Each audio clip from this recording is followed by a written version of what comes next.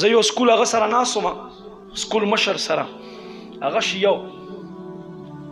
نو په دې ګټې باندې د بخاري شریف په اولنۍ ګټې باندې دا دومره چې هغوی دا ټولې لیکلې. نو ما ورته وویې تا نه زه تپوس کوم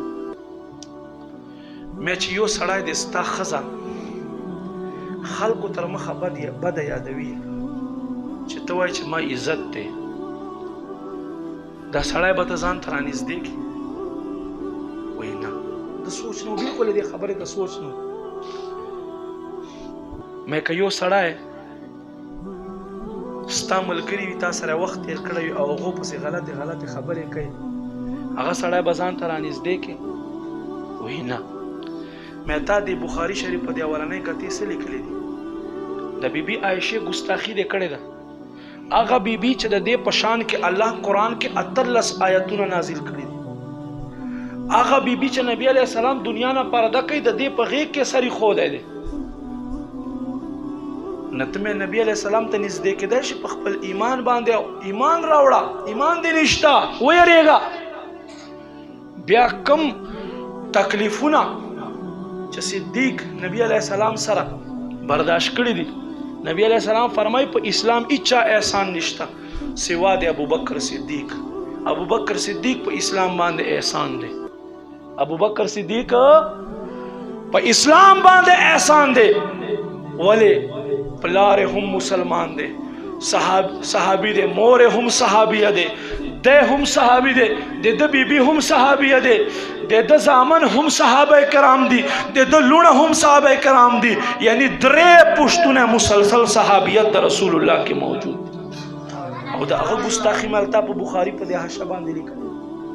نو داسې ډېر خلک دي چې بخاري هم وایي، خو موږ وایو بے عشق مصطفیٰ جو پڑھتے ہیں بخاری آتا ہے بخارون کو بخاری نہیں آتی. ما عزت مندو نبی علیہ السلام پسې خلکو خبرې شروع کړې چې وګوره تقریبا 28 دن تیرې شوې چې وحی رانغه وی محمد بچ کم رب یادولو اغرب محمد پرېخو وګوره دومره ورځې اوته وحی ناراضي. دا خو دې الله یو خپل مصلحت دی. او بهرحال 28 ورځو بعد وحی راغه، خو الله رب کریم خپل محبوب ته فرمائی، رب کریم جل والا شانہ العظیم فرمائی والضحى واللیل اذا سجا ما ودعك ربك وما قلا.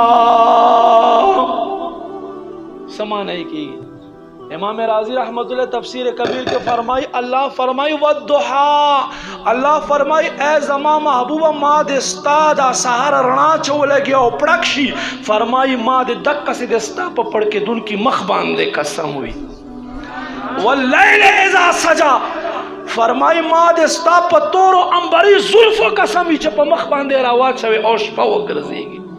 ما ودعک ربکا، دستا رب خودنے پری خود ہے زما حبیبہ، ستارب تنے پری خود ہے. فرمائی وللآخرت خیر لک من الاولا. اے محبوبہ خلق پوائی چا سوائی خطا دارا روان ہر یو وقت پا دی تیر شوی وقت نغورا و گرزی گی ستا صفتون با پکی زیادی گی. میلادون با کمی گی نا، میلادون با انشاءاللہ سے واقعی گی. ولی قرآن کی اللہ فرمائی وللآخرت خیر لک من الاولا.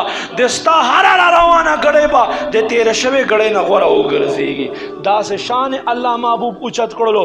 محبوب فرمائی 70,000 فرشتے روزانہ سہر نتر ماخام پورے، بیا 70,000 فرشتے ماخام نتر سہر پورے راضی زما روزے نتاوی گی. فرمائی زما گنبد نتاوی گی او پا ما باندے درود و سلام ہوئی. کم فرشتے تا چھے یو ظل موقع ملوشی قیامت پراشی خوبیا بدے تا دوبارہ راتک موقع نہ ملوی گی. اللہ تمرا فرشتے صرف نبی علیہ السلام درود دے پارا پیدا کری.